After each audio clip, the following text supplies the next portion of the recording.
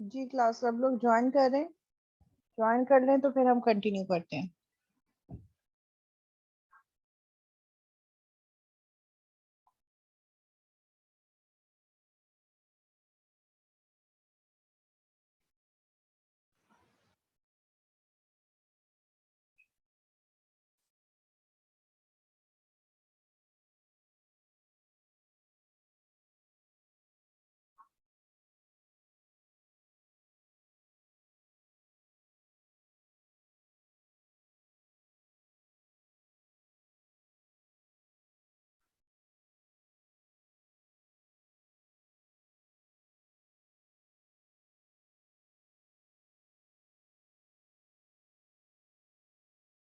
जी almost सब join कर चुके हैं।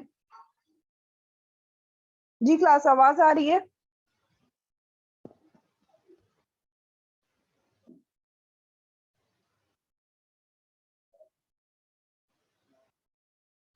ओके।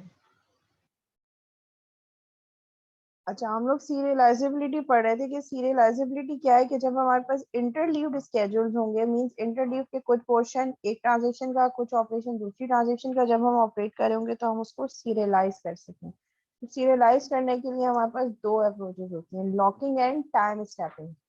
लॉकिंग क्या कह रही है कि जब कोई राइट परफॉर्म हो रहा हो तो हम उसको लॉक कर दें, उसमें हमारे पास म्यूचुअल एक्सक्लूजन और शेयर्ड का कॉन्सेप्ट होगा। तो हम देखते हैं कि ये टू मेजर अप्रोचेस क्या हैं सीरियलाइज करने के लिए।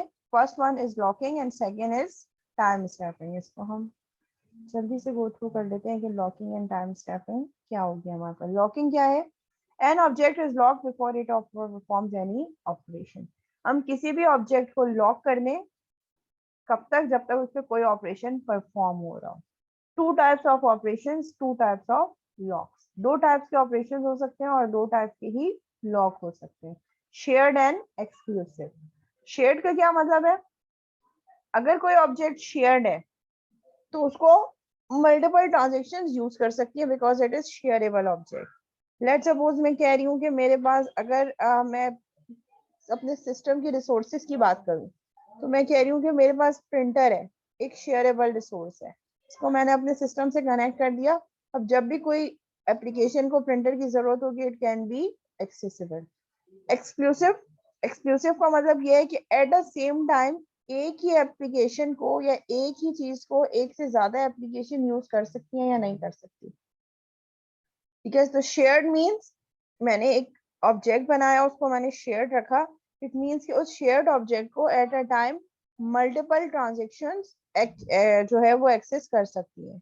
और अगर हम एक्सक्लूसिव की बात करें तो एक्सक्लूसिव का मीन्स क्या है कि सिर्फ और सिर्फ एट अ टाइम कोई एक ही ऑब्जेक्ट उसको यूज कर सकती है।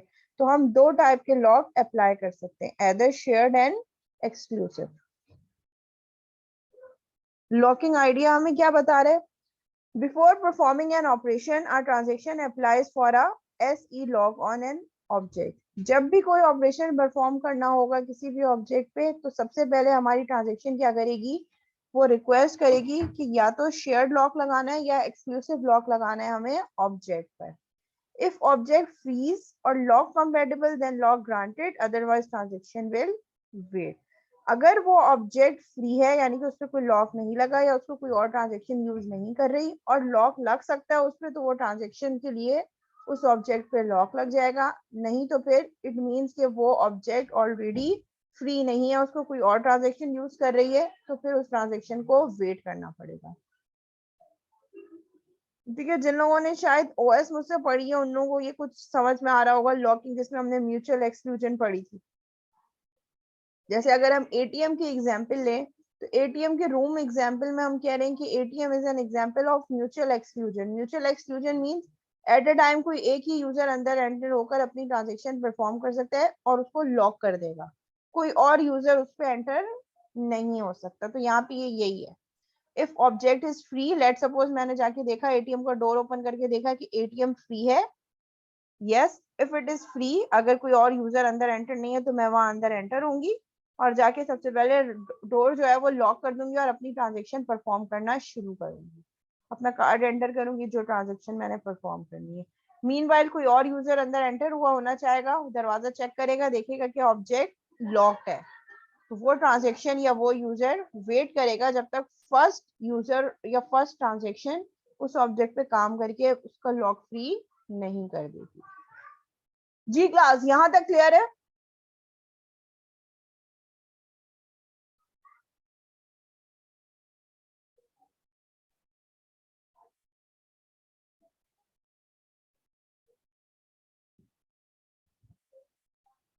अच्छा, अब मुझे ये चीज सोच के बताएं कि कौन से ऑपरेशन के टाइम हमें शेयर्ड लॉक लगाना चाहिए और कौन से ऑपरेशन के लिए हमें एक्सक्लूसिव लगाना चाहिए।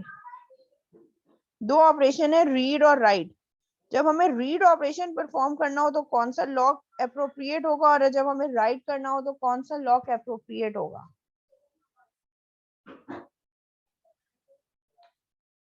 एग्जैक्टली रीड के लिए हमें शेयर्ड लॉक लगा सकते हैं। शेयर्ड लॉक का मतलब ये कि अगर मैंने एक नोटपैड की फाइल है जो कि रीडेबल है, ठीक है, तो उसको multiple objects multiple transactions read कर सकते हैं, तो मैं उस नोटपैड की फाइल पे क्या लॉक लगाऊंगी, शेयर्ड लॉक है कि इसको एट अ टाइम एक से ज्यादा ट्रांजेक्शन यूज कर सकते हैं। ठीक है, मुझे सिर्फ यूजर का बैलेंस रीड करना है कि अकाउंट में कितना बैलेंस पड़ा हुआ है, तो उसको हम के लिए मल्टीपल ट्रांजेक्शंस उस बैलेंस को रीड कर सकते हैं। लेकिन जहां राइट की बात आई, लेट सपोज मैंने कहा कि एक नोटपैड की फाइल है जिसपे राइट ऑपरेशन परफॉर्म कर रही है ट्रांजेक्शन, तो उसके लिए मुझे कौन सा लॉक लगाना पड़ेगा, एक्सक्लूसिव लॉक। एक्सक्लूसिव लॉक लगाना पड़ेगा राइट ऑपरेशन के लिए कि जब भी कोई ट्रांजेक्शन उस नोटपैड की फाइल पे कुछ राइट करना चाह रहा है, कोई और ट्रांजेक्शन उस पे सेम टाइम पे राइट ना करे, एट अ टाइम एक ही ट्रांजेक्शन राइट करे। जैसे ही राइट कर ले उसपे से वो अपना लॉक हटाए और फिर वो नेक्स्ट ट्रांजेक्शन उस पर राइट कर सके। तो राइट के लिए हमारे पास एक्सक्लूसिव होगा और रीड के लिए हमारे पास शेयर्ड होगा। अच्छा जी, डेडलॉक। डेडलॉक क्या होती है, ये तो ओएस वाले स्टूडेंट बताएंगे मेरे। जी स्टूडेंट्स, ओएस वाले स्टूडेंट्स कौन कौन से हैं यहाँ पे, आई गेस फुरकान है, सुल्तान है, इतलिया है, अब्दुल्ला है, फुरकान है, मोहम्मद अकरम है, हमजा है, एहसन है, ये सब लोग मुझसे ओएस पढ़ रहे हैं। जी, डेडलॉक क्या होता है, कब आता है डेडलॉक?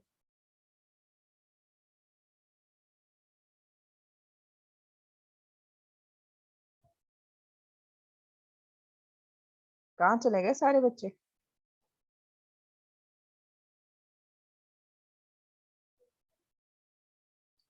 मोहम्मद एहसन की बात कर रही हूँ, मोहम्मद हमजा और मोहम्मद एहसन।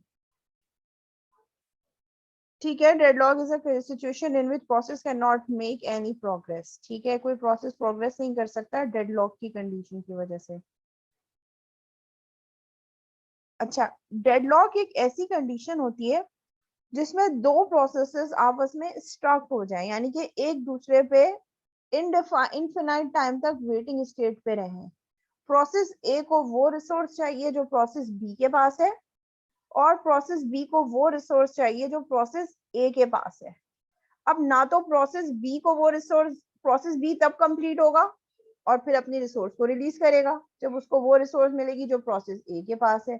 सिमिलरली प्रोसेस ए को वो रिसोर्स चाहिए जो प्रोसेस बी को के पास है। अब ना तो प्रोसेस बी अपनी रिसोर्स छोड़ रहा है ना प्रोसेस ए अपनी रिसोर्स छोड़ रहा है, और दोनों को वो रिसोर्सेज चाहिए जो एक दूसरे इन दोनों के पास है। अब दोनों एक दूसरे का इनफिनाइटली वेट करती रहेंगी। ना प्रोसेस ए वो रिसोर्स छोड़ रहा है जो प्रोसेस बी को चाहिए, ना प्रोसेस बी वो रिसोर्स छोड़ रहा है जो प्रोसेस ए को चाहिए। दोनों ही प्रोसेस वेटिंग स्टेट में रहेंगे और एक दूसरे का वेट करते रहेंगे। तो that condition is called deadlock condition.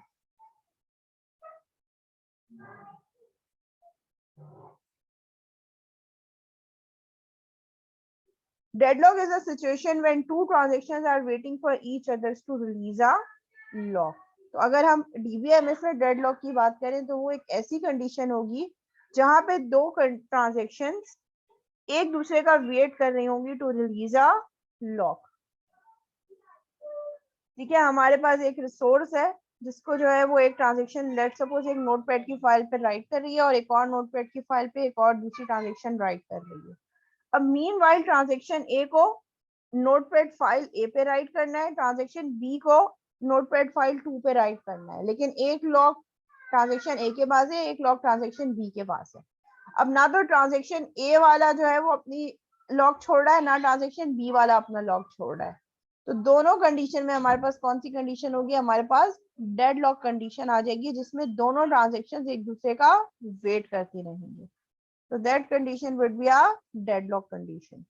The transaction involved in deadlock keep on waiting until deadlock is over. और वो ट्रांजेक्शन जो एक दफा डेडलॉक पे चले जाएं एक दूसरे के लिए इन्फिनाइटली वेट करती रहेंगी जब तक डेडलॉक खत्म नहीं हो जाता या प्रोसेसेस हमारे पास खत्म नहीं हो जाती।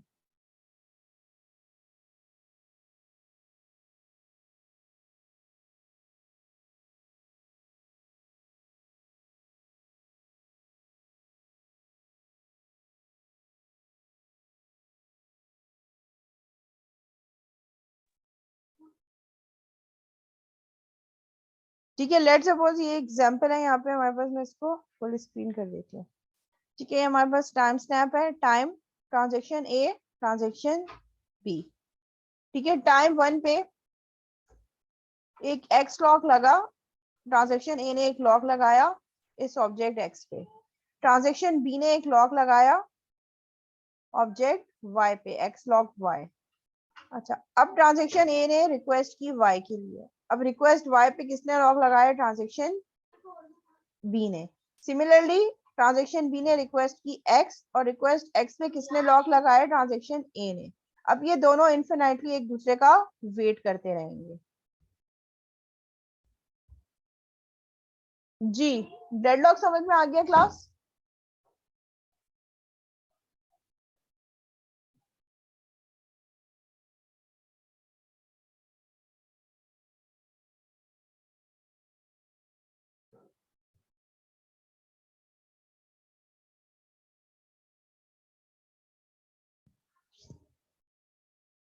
देखो, डेडलॉक की डेफिनेशन तो सेम ही है, लेकिन वहां पे हम प्रोसेसेस के बीच में डेडलॉक की बात कर रहे हैं, यहाँ पे हम ट्रांजेक्शन के बीच में डेडलॉक की बात करेंगे। जब ट्रांजेक्शन किसी भी ऑब्जेक्ट पे लॉक लगा देंगी तो दूसरी ट्रांजेक्शन इनफिनिटली उसका वेट करती रहेगी एक दूसरे के लॉक पर, और वहां पे वो चीज प्रोसेसेस के दौरान हो रही है। तो फिनोमिना तो सेम है, लेकिन ऑब्जेक्ट डिफरेंट है। डेडलॉक कंडीशन तो वो सेम ही है कि डेडलॉक कब होगी। अब अगर हम ट्रैफिक में डेडलॉक की बात करें तो सिर्फ सिनेरियो चेंज होगा, डेडलॉक वही सेम रहेगा। जैसे हमारे पास जो है वो वर्स्ट ट्रैफिक जाम हो जाता है कि हर तरफ से गाड़ियां आ रही होती हैं, अब सब आके स्टक हो गए। ठीक है, ना कोई आगे बढ़ पा रहा है ना कोई पीछे बढ़ पा रहा है, सब एक दूसरे का ही वेट करेंगे, वो बाहर जाए तो अंदर जगह मिलेगी, दूसरी कार कहेगी कि आगे वाली कार पीछे हो, नेक्स्ट वाली कार कहेगी कि ये वाली कार राइट टर्न हो, सामने वाली कार कहेगी कि ये वाली कार लेफ्ट। तो सब एक दूसरे पे इनबाउंडेड वेट करते रहेंगे बाउंडेड कंडीशन पे, और सब वेटिंग पे रहेंगे। तो ये हमारे पास हो गए एग्जाम्पल डेडलॉक की।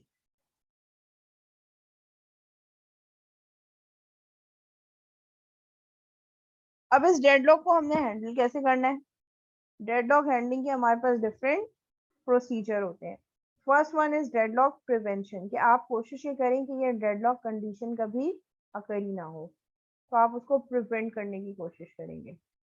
सेकेंड है डेडलॉक डिटेक्शन एंड रेजोल्यूशन, कि आप डिटेक्ट करेंगे कहीं डेडलॉक अकर तो नहीं हो गया, अगर हो गया है तो आप उसको जो है वो रिजॉल्व करने की कोशिश करें। Prevention is not always possible, आप डेडलॉक को पहले से प्रिवेंट करना हर केस में यूजली पॉसिबल नहीं है। बेस्ट तो यही है कि आप प्रिवेंट करेंगे वो हो ही ना, लेकिन it's not possible. Deadlock is detected by weight for graph. अच्छा, अब ओएस वाले वेट फॉर ग्राफ भी पढ़ के आए, क्या होता है वेट फॉर ग्राफ?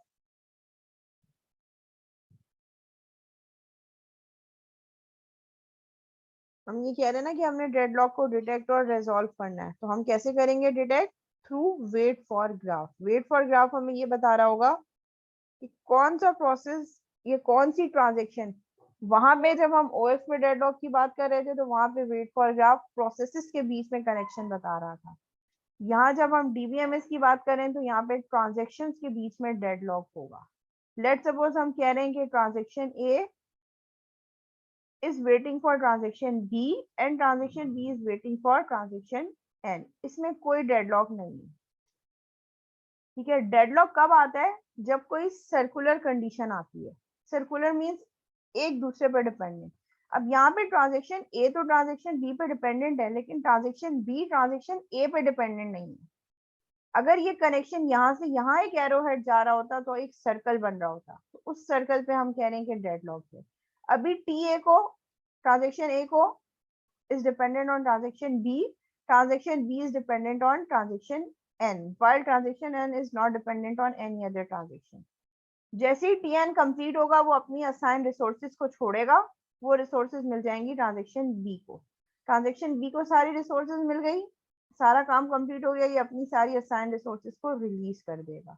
जब ये अपनी तमाम रिसोर्सेज को रिलीज कर देगा, ट्रांजेक्शन ए को वो रिसोर्सेज मिल जाएंगी। तो इस वाले फर्स्ट वाले केस में डेडलॉक नहीं है। सेकंड वाले केस में हम देख रहे हैं transaction A is dependent on transaction B and transaction B in reverse is dependent on transaction A. तो ये दोनों ही एक दूसरे पर डिपेंडेंट है। टी ए को वो रिसोर्सेज चाहिए जो टी बी के पास है, और ट्रांजेक्शन बी को वो रिसोर्सेज चाहिए जो ट्रांजेक्शन ए के पास है। अब ना तो ट्रांजेक्शन ए अपनी रिसोर्सेज छोड़ रहा है क्योंकि ये कंप्लीट ही नहीं हो सकता, ना ही ट्रांजेक्शन बी अपनी रिसोर्सेज छोड़ रही है, ना ही ये कंप्लीट होगी, ना इसकी नीड पूरी होगी ना इसकी नीड पूरी होगी, दोनों इन्फिनेटली एक दूसरे का वेट करते रहेंगे। इसी तरह हमारे पास एक ट्रांजेक्शन सी है, एक transaction C is dependent on transaction A, transaction A is dependent on transaction D and transaction D is itself dependent on transaction C। तो यहाँ पे भी हमारे पास एक सर्कुलर वेट आ रहा है। तो जब जब सर्कुलर वेट आता है तो उसमें हम देखते हैं कि वो हमारे पास एक डेडलॉक कंडीशन है। ट्रांजेक्शन सी को वो रिसोर्सेज चाहिए जो ट्रांजेक्शन ए के पास है, ट्रांजेक्शन ए को वो रिसोर्सेज चाहिए जो ट्रांजेक्शन डी के पास है, ट्रांजेक्शन डी को वो रिसोर्सेज चाहिए जो ट्रांजेक्शन सी के पास है। तो ये इस सर्कुलर में ही घूमता रहेगा।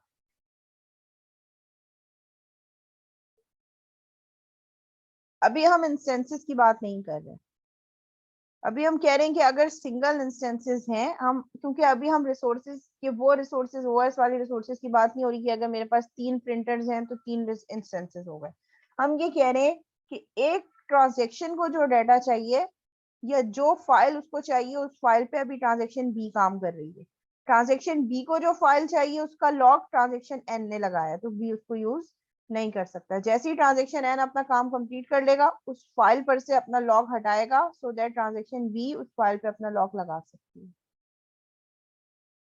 डेडलॉक डिटेक्ट करने के बाद डीबीएमएस विक्टिम ट्रांजेक्शन को आइडेंटिफाई करेगा। ऐसी कौन सी ट्रांजेक्शन है जिसने सबसे ज्यादा लॉक एक्वायर किए हुए हैं। ठीक है, सबसे पहले तो आप डेडलॉक डिटेक्ट करेंगे कि है या नहीं है। तो हमें पता चल गया कि कंडीशन फर्स्ट में डेडलॉक नहीं है, 2 और 3 में डेडलॉक मौजूद है। तो सबसे पहले तो आप वेट फॉर ग्राफ से ये चीज निकालेंगे कि डेडलॉक है या नहीं है। Once you have detected the deadlock, the next step would be identification of victim transaction.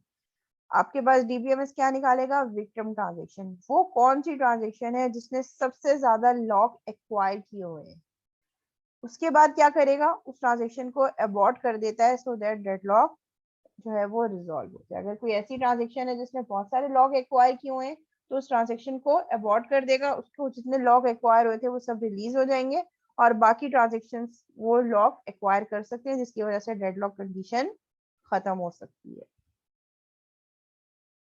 Ji class, यहाँ तक कोई सवाल।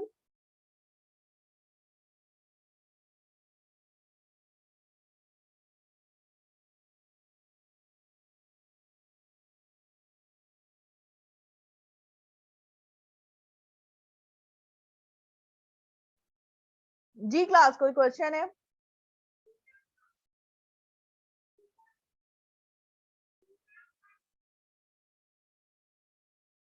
ओके, कोई क्वेश्चन नहीं है।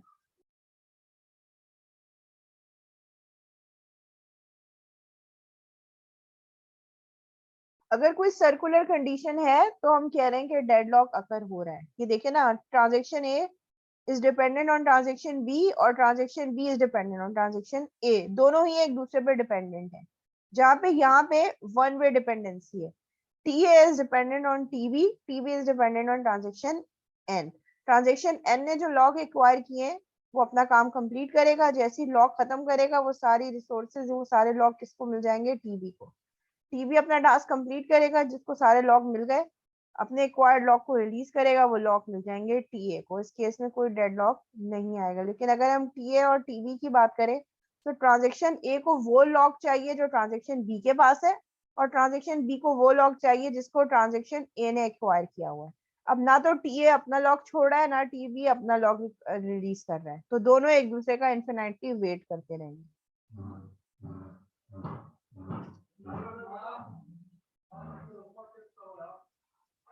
डेडलॉक डिटेक्ट हो गया, उसके बाद आपका डीबीएमएस ये देखेगा कि विक्टिम ट्रांजेक्शन कौन सी है, ऐसी कौन सी ट्रांजेक्शन है जिसमें सबसे ज्यादा लॉक लगे हुए हैं, जिसने सबसे ज्यादा लॉक्स को एक्वायर किया हुआ है, वो ट्रांजेक्शन एक्वायर होगी। लेट सपोज हम कह रहे हैं कि वो ट्रांजेक्शन टीबी है, तो आपका डीबीएमएस उस ट्रांजेक्शन को अबॉर्ट कर देगा, खत्म कर देगा, क्लोज कर देगा कमिट होने से पहले। तो ये ट्रांजेक्शन जब खत्म हो जाएगी तो इसका जो लॉक है वो भी रिलीज हो जाएंगे, और वो लॉक लेट सपोज ट्रांजेक्शन ए को मिल जाएगा, ट्रांजेक्शन ए एग्जीक्यूट होके कमिट होके खत्म हो जाएगी।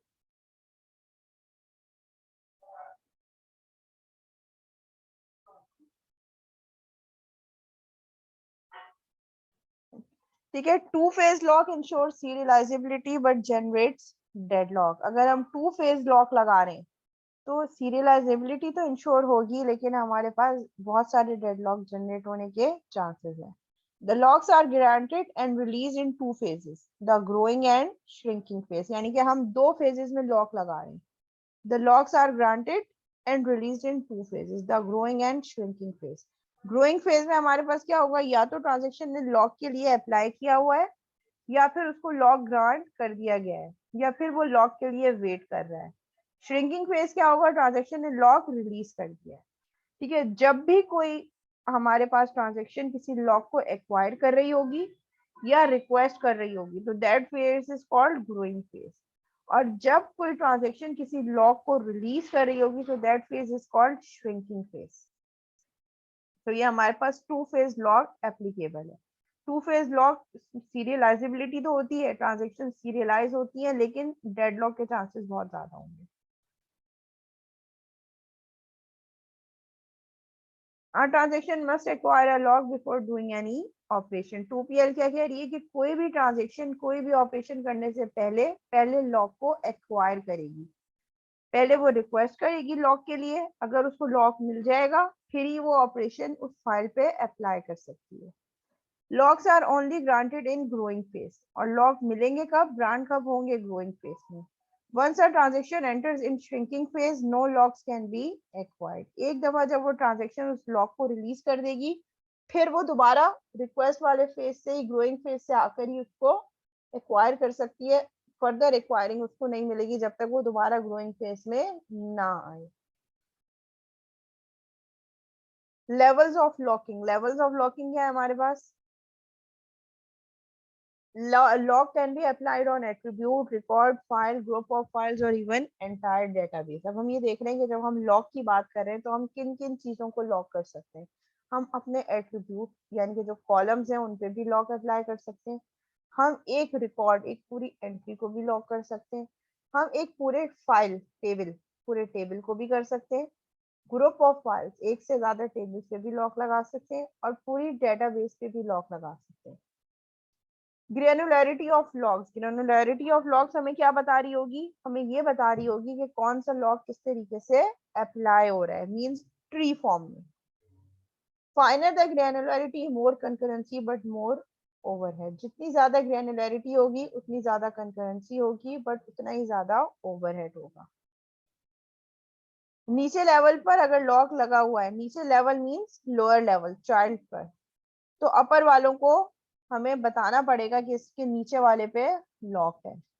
और अगर ऊपर वाले रूट लेवल जो पेरेंट चाइल्ड है उस पर लॉक लगा हुआ है, तो ये चेक करना पड़ेगा कि नीचे वाले पर कोई लॉक है या नहीं है। ये देखने के लिए इंटेंशन लॉक हम यूज करते हैं, that is called intention lock. अभी हम जहाँ करंट खड़े, जिस रूट नोड पे, उसके नीचे वाली नोड पे कोई ना कोई लॉक लगा है या उसके ऊपर कहीं लॉक लगा है, उसको हम कह रहे हैं intention lock. Lock can be of different types, shared lock, exclusive lock, ये तो हम ऑलरेडी पढ़ चुके हैं। इंटेंशन क्या है, जब हम कोई हायरार्की या ट्री फॉर्म में बात करें वहां इंटेंशन लॉक की बात होगी। And intention exclusive and intention shared exclusive. ठीक है, ये हमारे पास पूरी डेटाबेस है, डेटाबेस के डिफरेंट हमारे पास एरियाज हैं। उसके अंदर डिफरेंट टेबल्स हैं, टेबल्स के अंदर डिफरेंट रिकॉर्ड्स हैं और उनके अंदर डिफरेंट कॉलम्स हैं। तो हम यहाँ पे कहीं भी किसी भी स्पेस पे लॉक लगा सकते हैं। When a lock at lower level is applied, compatibility is checked upward. जब हम लोअर लेवल पे लॉक लगा रहे होते हैं तो हम उसकी कंपेटिबिलिटी अपवर्ड से, ऊपर वालों से चेक कर रहे होते हैं कि ऊपर वालों से कंपेटिबल है या नहीं। How will a lock at higher level knows about a lock at lower level? अगर हमारे पास हायर लेवल पे लॉक है तो वो कैसे आइडेंटिफाई करेगा कि लोअर लेवल पे लॉक कैसे अप्लाई करना है। इंटेंशन लॉक्स, इंटेंशन लॉक्स क्या होते हैं हमारे पास? When a lock is applied on a node, किसी भी एक पर्टिकुलर नोड पे जब हम लॉक लगाते हैं तो that is called intention shared और intention exclusive on all nodes till the root. उस नोड से लेकर उसकी रूट नोड तक तमाम पे हमें लॉक लगाना पड़ेगा। वो या तो इंटेंशन